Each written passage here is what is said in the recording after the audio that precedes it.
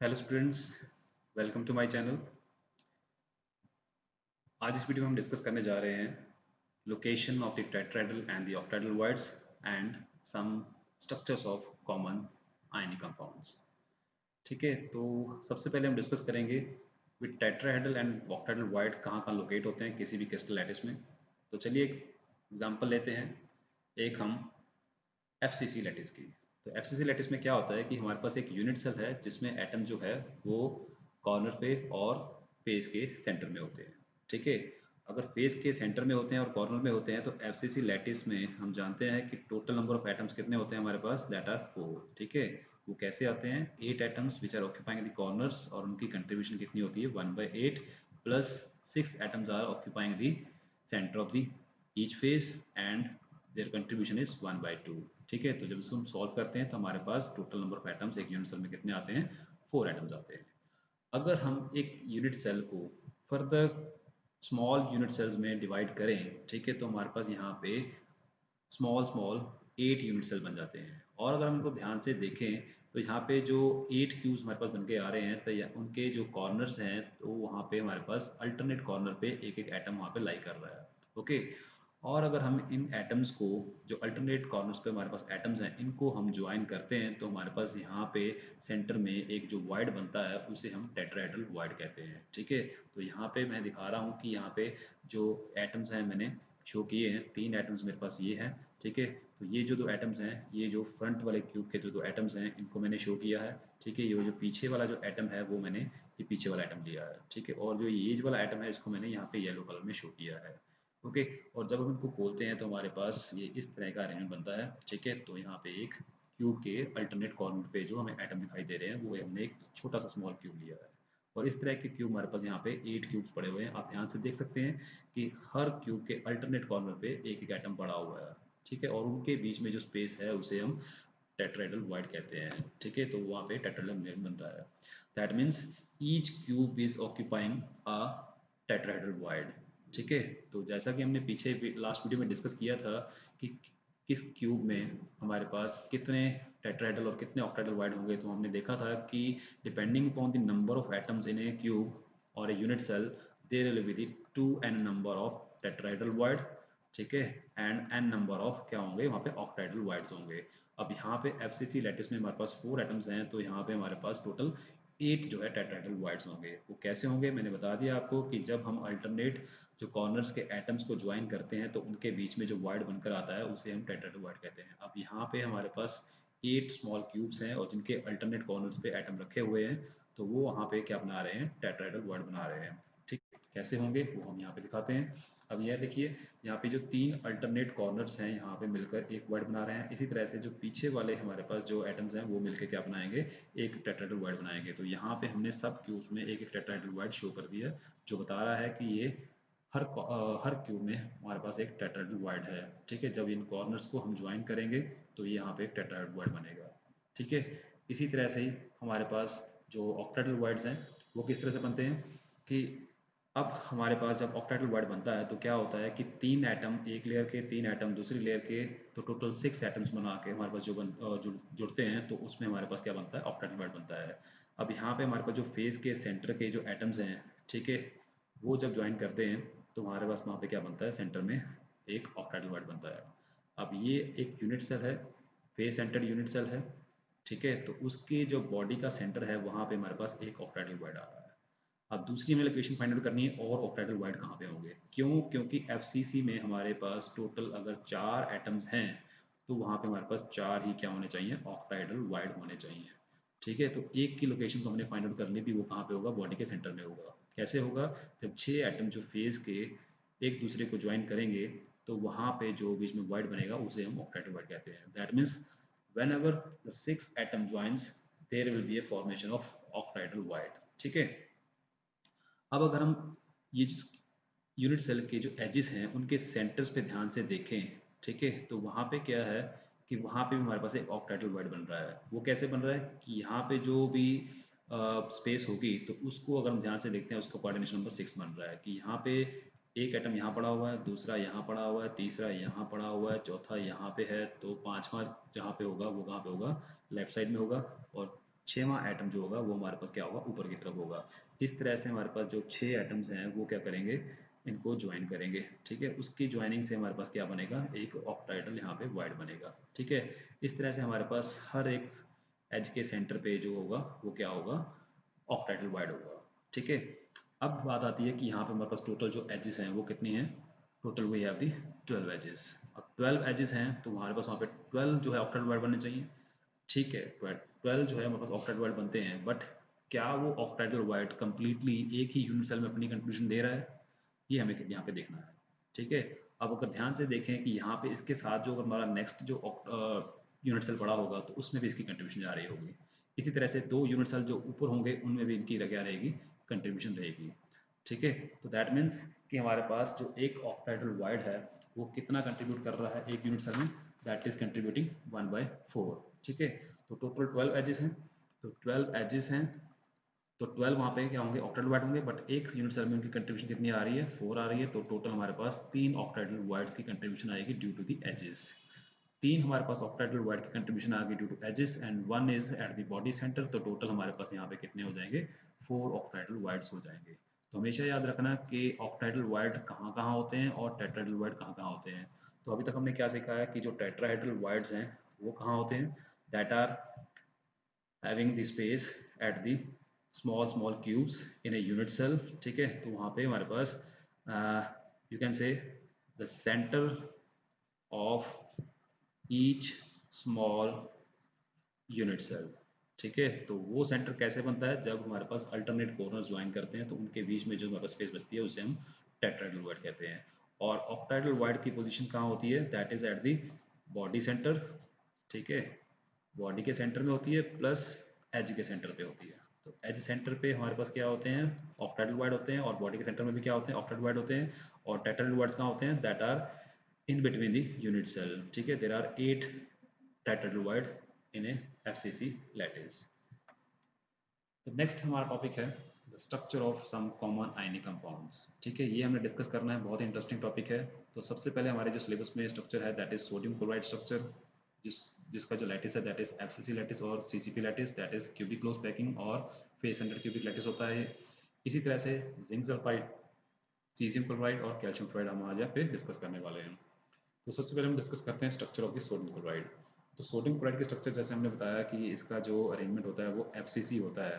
तो that means कि जो हमारे पास मेन जो आयंस हैं that are occupying the faces as well as the corners. ठीक है, तो यहाँ पे अगर हम बात करते हैं सोडियम क्लोराइड की, तो सोडियम और क्लोराइड में जो सोडियम कैटायंस हैं they are small in size and the chloride anions are large in size. तो larger particle will occupy the lattice points, means the chlorides are occupying the corners as well as the center of the faces, center of faces। Okay, अब अगर हम बात करते हैं sodium chloride में, sodium और chloride की जो रेशो है दैट इज 1:1, मीन्स एक सोडियम आयन के साथ एक क्लोराइड आयन हमेशा होता है वहाँ पे। अब बात करते हैं अभी एफसीसी लैटिस अगर बन रहा है तो यहाँ पे हमारे पास टोटल नंबर ऑफ एटम्स कितने होंगे। ठीक है, अब क्लोराइड आ रहे हैं लैटिस पॉइंट पे तो क्लोराइड आयंस कितने होंगे, तो कॉर्नर्स कितने हमारे पास 8 कॉर्नर्स हैं, उनकी कंट्रीब्यूशन कितनी होती है 1/8। सेंटर्स कितने हैं हमारे पास 6, उनकी कंट्रीब्यूशन कितनी होती है 1/2। तो दैट मीन्स हमारे पास यहाँ पे टोटल 4 जो है क्लोराइड आयंस हैं। अगर 4 क्लोराइड आयंस हैं तो हमारे पास क्या होना चाहिए, 4 ही सोडियम आयन होने चाहिए टू मेंटेन दी रेशो। ठीक है, अब बात आती है कि ये सोडियम आयन जो है वो कहाँ पे होंगे, क्योंकि एफसीसी लैटिस में अभी हमने यहाँ पे कैलकुलेट किया था कि हमारे पास 8 जो है टेट्राहेड्रल वाइड्स होते हैं और 4 जो होंगे वो क्या होंगे, ऑक्टाहेड्रल वाइड्स होंगे। ठीक है, अब दो पॉसिबिलिटीज़ हैं कि या तो सोडियम आयन जो है सारे के सारे ऑक्टाहेड्रल वाइड को ऑक्यूपाई कर लें, क्योंकि अगर तो वो ऑक्टाहेड्रल वाइड को ऑक्यूपाई करेंगे तो वहाँ पे 4 ही एटम हमारे पास आ सकते हैं, क्योंकि 4 ही यहाँ पे ऑक्टाहेड्रल वाइड्स हैं। ठीक है, अगर तो वो ऑक्टाहेड्रल वाइड को ऑक्यूपाई करते हैं then again we have the 4 sodium ions and the 4 chloride ions. ठीक है, तब तो रेशो उनकी मेंटेन हो जाएगी। अब बात आती है कि अगर वो टेट्राहेड्रल वाइड को ऑक्यूपाई करते हैं तो उन्हें 4 टेट्राहेड्रल वाइड को ऑक्यूपाई करना पड़ेगा, तब जाके रेशो सेम आएगी। अब यहाँ पे आपने याद रखना है कि सोडियम क्लोराइड स्ट्रक्चर में यही एक मेन पॉइंट है याद रखने वाला कि सोडियम आयंस कहाँ होते हैं, sodium ions they occupy the octahedral voids. ठीक है, वो सारे के सारे ऑक्टाहेड्रल वाइड को ऑक्यूपाई करते हैं, जिस वजह से इनका जो कोऑर्डिनेशन नंबर है वो 6:6 होता है। ये हमने पीछे डिस्कस किया था कि जब कोई भी एटम और कोई भी मॉलिक्यूल जो है ऑक्टेडल रेंज में बनाएगा तो उसमें जो उनका कोऑर्डिनेशन नंबर होगा वो 6 होगा। ठीक है, वो कैसे होगा वो भी हम देख लेते हैं। ठीक है, अब ये बात याद रखनी है कि सोडियम आयन जो होते हैं वो कहाँ होते हैं, ऑक्टाइडल वाइड में होते हैं, टेट्राइडल वाइड में नहीं होते हैं। ओके, और क्लोराइड आयन कहाँ पे होते हैं, वो लैटिस पॉइंट्स पे होते हैं। लैटिस पॉइंट कौन कौन से हो गए, corners and the face centres. ठीक है, अब बात करते हैं हम कोऑर्डिनेशन नंबर की। तो कोऑर्डिनेशन नंबर की अगर हम डेफिनेशन की बात करते हैं तो कोऑर्डिनेशन नंबर क्या होता है, the number of atoms which are directly in contact with the other atoms. ठीक है, अब अगर हम यहाँ पे ध्यान से देखें कि ये जो हमारे पास ये ब्लू एटम्स हैं, these are the sodium ions. ठीक है, कि जो कि ऑक्टेडल वाइड की पोजीशन पे हमारे पास प्लेस किए हुए हैं। अब यहाँ पे एक सोडियम है। ठीक है, इसी तरह से यहाँ पे एक एच के सेंटर में हमारे पास क्या सोडियम है। अगर हम इस यूनिट सेल को एक्सटेंड करते हैं फर्दर आगे तो वहाँ पे जो नेक्स्ट हमारे पास एज आएगा तो वहाँ पे भी क्या होगा, एटम होगा। इसी तरह से हम ऊपर को चलते हैं नेक्स्ट यूनिट सेल में तो वहाँ पे हमारे पास क्या होगा, एक एच सेंटर होगा। इसी तरह से लेफ्ट वाले यूनिट सेल में भी हमारे पास क्या होगा, एक एज होगा। अगर ये 6 एजेस के जो एटम्स हैं इनको हम ज्वाइन कर देते हैं, उनके बीच का जो हमारे पास स्पेस होगा वो that will be the ऑक्टाइडल arrangement. ठीक है, तो वहाँ पे जो हमारे पास क्या लाई कर रहे हैं, क्लोराइड आयन लाई कर रहे हैं। ठीक है, इसी तरह से अगर हम सेंटर की बात करते हैं तो सेंटर में भी हमारे पास, बॉडी के सेंटर में भी क्या होता है, हमारे पास ऑक्टाइडल वाइड होता है जहाँ पे सोडियम आयन लाई कर रहे हैं। तो अगर उनको ध्यान से हम देखें तो वहाँ पे उसके बैक साइड पे, फ्रंट साइड पे, left, right, upper side and the lower side there are chloride ions. ठीक है, तो वो क्लोराइड आयंस क्या कर रहे हैं, इनको यहाँ पे कोऑर्डिनेट कर रहे हैं। ठीक है, तो यहाँ पे इस सोडियम आयन का भी जो कोऑर्डिनेशन नंबर है वो भी 6 हो जाएगा और क्लोराइड का भी कोऑर्डिनेशन नंबर क्या है, 6 हो जाएगा। ठीक है, तो ये 2-3 बातें इसमें ध्यान रखनी है कि chloride ions they occupy the lattice points that is corners as well as the centre of faces. तो टोटल नंबर ऑफ क्लोराइड कितने हो जाएंगे, 4 हो जाएंगे। तो उस वजह से हमें सोडियम भी 4 चाहिए। और सोडियम 4 कैसे होंगे, अगर वो ऑक्टाइडल वाइड में ऑक्यूपाई करते हैं, और एक्चुअल में भी ये ऑक्टाइडल वाइड में ही होते हैं। ठीक है, तो तब जाके ये क्या करते हैं, इनका जो रेशियो है 1:1 वो कंप्लीट होता है। और अगर ये ऑक्टाइडल वाइड को ऑक्यूपाई करेंगे तो इनका जो कोऑर्डिनेशन नंबर है वो क्या होगा, 6:6 होगा। ठीक है, यहाँ पे 6:6 नहीं लिखना, हमने 6:6 लिखना है यहाँ पे। तो कोऑर्डिनेशन नंबर क्या हो जाएगा, 6:6 हो जाएगा यहाँ पे। नेक्स्ट हम चलते हैं नेक्स्ट स्ट्रक्चर पे, that is the structure of zinc sulphide. अब जिंक सल्फाइड का अगर हम फॉर्मूला लिखते हैं तो उसमें हमारे पास क्या होता है, Zn(S). ठीक है, तो यहाँ पे हमारे पास क्या है, एक तो जिंक आयंस है, दूसरा हमारे पास सल्फाइड आयंस है। अब अगर हम यहाँ पे फिर से इनकी जो रेशियो देखते हैं तो जिंक और जो सल्फाइड की रेशियो है दैट इज अगेन 1:1। ठीक है, और इसका जो अरेंजमेंट है दैट इज आल्सो FCC। ठीक है, अब सल्फाइड जो है, जो बड़े आयंस हैं तो ये ऑक्यूपाई करते हैं लैटिस पॉइंट्स। तो sulphide ions are occupying the lattice points. ठीक है, तो लैटिस पॉइंट यहाँ पे ऑक्यूपाई कर रहे हैं तो वो कहाँ कहाँ होंगे, they will be eight the corners plus at the faces. ठीक है, तो कॉर्नर्स और फेसेस पे मिला के हमारे पास टोटल नंबर ऑफ एटम्स कितने बनते होते हैं, 4 होते हैं। That means there will be 4 sulphide ions at the corners and the faces. ठीक है, अब रेशियो को मेंटेन रखना है तो that means we need 4 zinc ions. अब यहाँ पे ये बात ध्यान रखने वाली है कि जिंक जो है हमारे पास 4 आयन चाहिए हमें। तो यहाँ पे FCC है तो हमारे पास क्या होंगे, 8 will be टेट्राइडल wides and 4 will be the octahedral wides again. ठीक है, अब ये स्ट्रक्चर जो है सोडियम क्लोराइड से डिफरेंट है, इसलिए हम यहाँ पे इसको डिस्कस कर रहे हैं। तो यहाँ पे ये ध्यान रखना है कि जो जिंक आयंस हैं they are not occupying the octahedral voids. ठीक है, तो they are occupying the half of the tetrahedral voids. ठीक है, they are occupying the half of the tetrahedral voids. वो कौन कौन से हैं, अल्टरनेट जो टेट्राइडल वाइड्स हैं वो ऑक्यूपाई करते हैं। अगर कोई जिंक आयन जो फ्रंट वाले क्यूब में टेट्राइडल वाइड को ऑक्यूपाई कर रहा है तो बैक वाले पे नहीं होगा। इसी तरह से अगर बैक वाले में नहीं है तो उसके नीचे वाले में होगा, उसके फ्रंट वाले में नहीं होगा। ठीक है, तो इस तरह से हमारे पास 4 जो टेट्राइडल वाइड्स हैं वो ऑक्यूपाई हो जाते हैं, अल्टरनेट टेट्राइडल वाइड्स जो है वो ऑक्यूपाई करते हैं। ठीक है, अब जो टेट्राइडल वाइड ऑक्यूपाई कर रहे हैं तो उनका कोऑर्डिनेशन नंबर क्या होगा। अब टेट्राइडल वाइड बनता कब है, जब 4 एटम क्या करते हैं, ज्वाइन करते हैं, उनके बीच का जो वाइड होता है दैट इज द टेट्राइडल वाइड। ठीक है, तो यहाँ पे जिंक आयंस और सल्फाइड आयंस का जो कोऑर्डिनेशन नंबर रहेगा वो कितना रहेगा, 4:4 रहेगा। ठीक है, क्यों, क्योंकि एक जिंक को 4 सल्फाइड आयंस जो है वो क्या कर रहे हैं, कोऑर्डिनेट कर रहे हैं। इसी तरह से एक सल्फाइड को क्या कर रहे हैं, 4 जिंक जो है वो कोऑर्डिनेट कर रहे हैं। ठीक है, तो यहाँ पे इनका कोऑर्डिनेशन नंबर क्या रह जाएगा, 4:4 हो जाएगा। नेक्स्ट चलते हैं हम सीजियम क्लोराइड के स्ट्रक्चर पे। सीजियम क्लोराइड का जो अरेंजमेंट हमने डिस्कस किया था दैट इज दी SCP। ठीक है, सिंपल क्यूबिक इसका अरेंजमेंट होता है। तो सिंपल क्यूबिक अरेंजमेंट से हमारा मतलब है परमिटिव यूनिट सेल, मींस कि जो एटम्स हैं वो कहाँ पे होंगे, सिर्फ और सिर्फ कॉर्नर्स पे होंगे। अब जो कॉर्नर्स पे एटम्स हैं देयर आर टोटल 8 एटम्स। ठीक है, तो उनकी कंट्रीब्यूशन कितनी होती है, दैट इज 1/8। तो दैट मीन्स सीजियम क्लोराइड के स्ट्रक्चर में हमारे पास क्या होगा, टोटल 1 एटम्स होंगे। मींस सीजियम और क्लोराइड में जो लैटिस पॉइंट को ऑक्यूपाई करेगा दैट बी ओनली 1 एटम, ठीक है। और उनके फॉर्मूला में भी जो रेशियो है that is cation to anion की जो रेशियो दैट इज 1:1। मींस कि इसका जो अरेंजमेंट होगा वो इस तरीके से होगा कि एक क्यूब हमारे पास है, सिंपल क्यूबिक लैटिस है, तो उसके पास जो हमारे पास जो मेन आयंस हैं that is the chloride ions, they are occupying the lattice point, that is they are occupying the corners only, ठीक है। तो कॉर्नर्स पे ऑक्यूपाई कर रहे हैं, तो हमारे पास टोटल जो सी क्लोराइड आयंस होंगे सीजियम क्लोराइड में that will be equal to 1। So we need caesium ion that is equal to 1। वो कैसे हो सकता है, वो होंगे इसके बॉडी के सेंटर में, ठीक है। जब ये 8 कॉर्नर पे जो एटम पड़े हुए हैं, तो जब ये ज्वाइन करते हैं तो उसके बीच का जो हमारे पास स्पेस होता है उसे हम वाइड कहते हैं। उस वाइड में क्या होंगे, हमारे पास सीजियम आयंस होंगे, ठीक है। अब यहाँ से अगर हम ध्यान से देखें तो हमारे पास बॉडी के अंदर एक ही सेंटर है, तो वहाँ पे बस एक ही एटम क्या ऑक्यूपाई कर सकता है। और यहाँ पे और ध्यान से देखने पर हमें पता चलता है कि जो सीजियम आयन है that is coordinated by the 8 chloride ions, ठीक है। और अगर हम क्लोराइड को ध्यान से देखेंगे तो हमारे पास क्या होगा कि 8 जो सीजियम आयंस है वो क्या करेंगे, क्लोराइड आयंस को सराउंड करेंगे। तो यहाँ पे हमारे पास जो सीजियम और क्लोराइड का जो कोऑर्डिनेशन नंबर आता है दैट इज इक्वल टू 8:8। यहाँ पे कोऑर्डिनेशन नंबर है और इनकी जो रेशियो है दैट इज इक्वल टू 1:1 है, ठीक है। बहुत ही सिंपल स्ट्रक्चर है ये, इसको याद करना भी बहुत ईजी है। नेक्स्ट हमारे पास आता है structure of calcium chloride, that is again a very interesting structure, ठीक है। अब इसमें क्या है कि कैल्शियम फ्लोराइड में हमारे पास जो कैल्शियम है that is the main ion which is occupying the lattice point. क्यों, क्योंकि अगर हम कैल्शियम का एटॉमिक नंबर देखते हैं दैट इज इक्वल टू 20 है, और फ्लोराइड का जो है दैट इज इक्वल टू 9 है, ठीक है।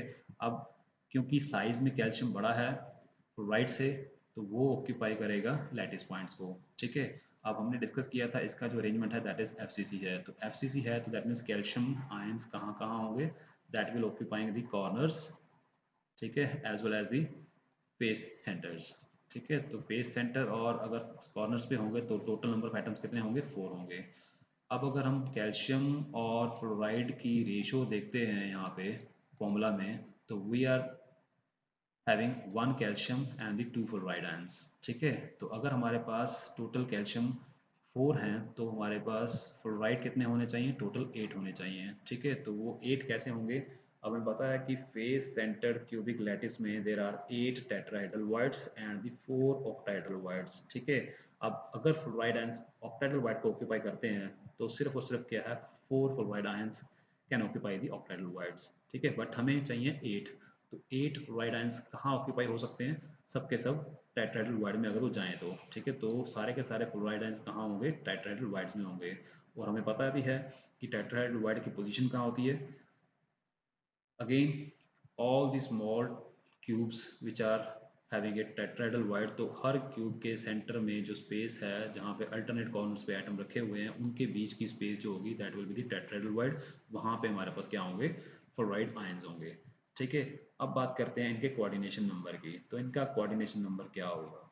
अब यहाँ से ध्यान से पता लग रहा है कि जो फ्लोराइड है उसका कोऑर्डिनेशन नंबर हमारे पास क्या है, 4 है। क्यों, क्योंकि एक फ्लोराइड को हमारे पास जो है 4 कैल्शियम जो है वो सराउंड कर रहे हैं।